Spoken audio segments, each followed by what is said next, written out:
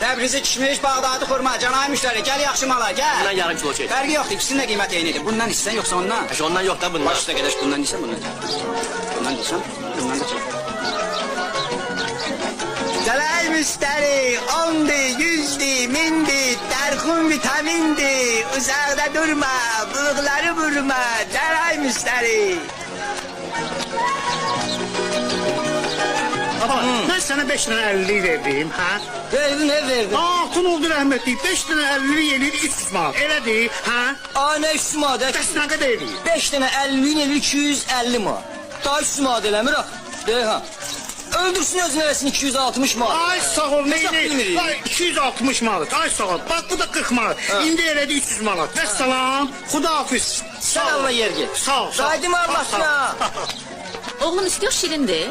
Bal kimidir, ye bak bal kimi. Ben çok alacağım ha. Mənə